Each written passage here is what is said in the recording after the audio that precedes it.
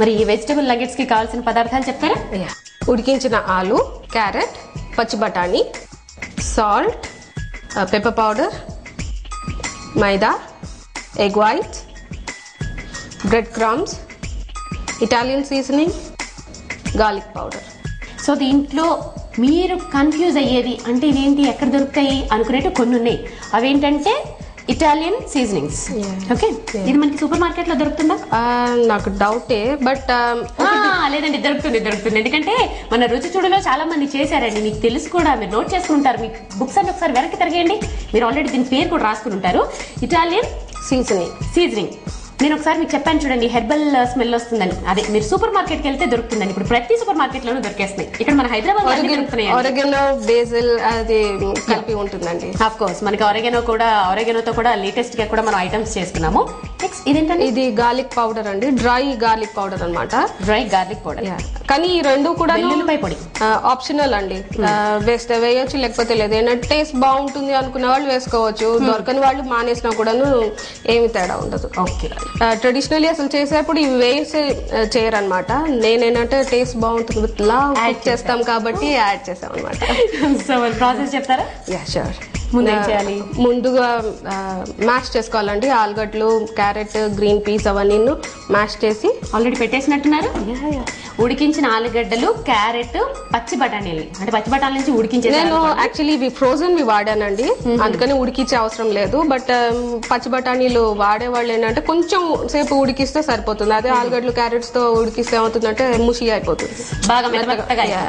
దాని షేప్ ఉండాలని చెప్పి మీరు కొంచెంగా ఉడికించి దీంట్లో కలిపేసారు. అవి తెలియాలటండి బఠానీలు అనుకుని ఈ మూడు ఒకేసారి పని అయిపోతుంది కదా అని ఉడికించారనుకోండి, అసలు బఠానీ ఉన్నది లేనిది తెలియదు, కాకపోతే తెలియాలట. కాబట్టి బఠానీలు మాత్రం సెపరేట్ గా ఒక 2 minutes ఉడికించుకుంటే సరిపోతుంది. దీంట్లో కొంచెం సాల్ట్ వేసి ఓకే వేసేయండి, తగినంత ఉప్పు. ముందే సాల్ట్ వేసాం కాబట్టి కొద్దిగానే వేసుకుంటాము. అంటే ఉడికించేటప్పుడు వేసారా?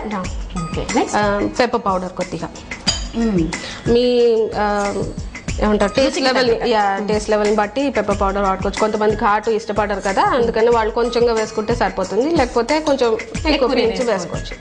దీన్ని కలిపేసుకుందామా? ఇట్లా కలిపిన తర్వాత ఏం చేయాలి? దీన్ని పొడవుగా ఇలాగా బాల్స్ లాగా చేస్తామండి. రౌండ్ షేప్ లో ఉండవు ఇవి ఎప్పుడు కూడాను, కొంచెం పొడవుగా ఓవెల్ షేప్, కోడిగుడ్డు మాదిరిగా చేసుకోవాలండి. ఓకే, ఇది పక్క పెట్టేసేద్దాం. ఒకటి ఎలా చేయాలో మీకు చూపిస్తాను. మైదా ఇట్టిస్తారా ఒకసారి? ఇది ఒకసారి మైదాలో రోల్ చేయాలండి ఇలాగా.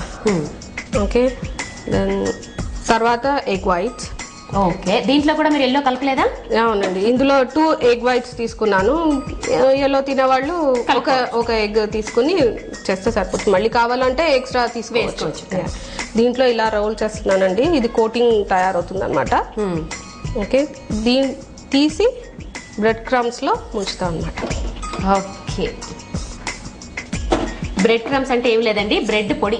బ్రెడ్ ని కొంచెం ఎండబెట్టి మిక్సీలో వేసేసారు అనుకోండి, అలా మీరు ఎక్కడైనా బేకరీలో దొరికేస్తుంది. ఇప్పుడు రెడీమేడ్ గా కూడా దొరికేస్తుందట. చూసారా, ఆడవాళ్ళు కష్టపడకుండా ఈ సూపర్ మార్కెట్ల వాళ్ళు ఎంత చక్కగా, ఆఖరికి చింతపండు పులుసు కూడా అమ్మేస్తున్నారు కదండి. అలాగే బ్రెడ్ పౌడర్ కూడా అమ్ముతున్నారు. సుఖపడ్డం అలవాటు అయితే అంతే.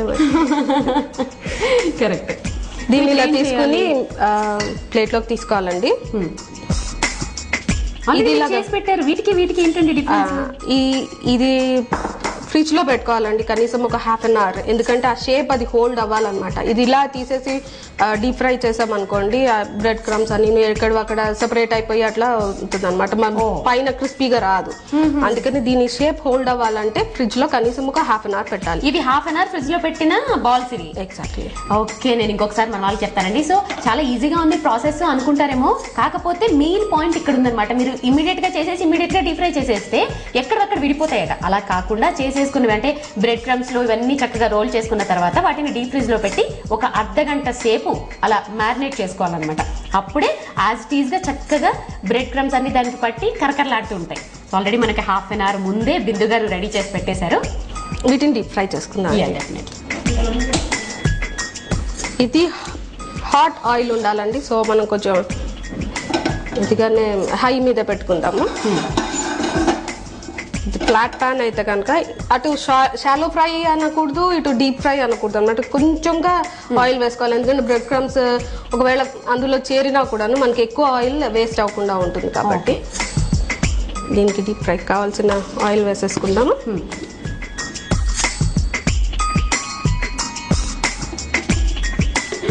సో ఆయిల్ కాగేంత వరకు మనం వెయిట్ చేద్దాం. ఇప్పుడు ఆయిల్ హాట్గా ఉందండి, వీటిని తీసి ఇందులో ఫ్రై చేసుకుందాము. దానంగా ఒకటి ఎందుకంటే హాట్ ఆయిల్లో వేసేది మనం ఆల్రెడీ కుక్ చేసి పెట్టేసాం కదండి, లోపల స్టఫింగ్ ఏది కూడా నిదానంగా ఉడకాల్సిన అవసరం లేదు, రాగా ఏం లేదు కాబట్టి. పైన కోటింగ్ ఒకటి మనకి ఫ్రై అయితే సరిపోతుంది కదా.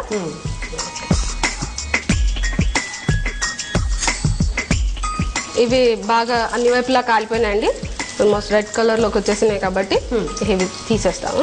సరే ప్లేట్లోకి తీసుకుందామా? తీసుకుందాం.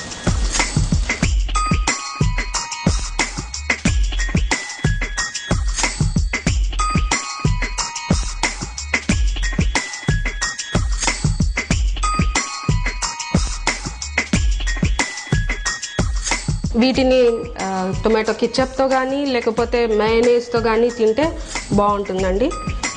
ఈవెన్ సావర్ క్రీమ్ కూడా కొంతమంది యూస్ చేస్తారు కొన్ని ప్రాంతాల వాళ్ళు. కొంచెం పుల్లగా ఉంటుంది కాబట్టి తినడానికి బాగుంటుంది అనమాట.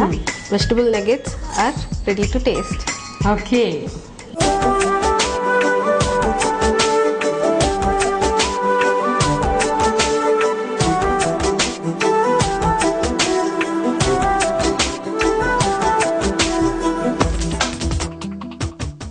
బిందు గారు ఈరోజు మా రుచి చూడు కార్యక్రమంలో పార్టిసిపేట్ చేసి రుచికరమైన వంటకాలను పరిచయం చేసినందుకు థ్యాంక్ యూ వెరీ మచ్.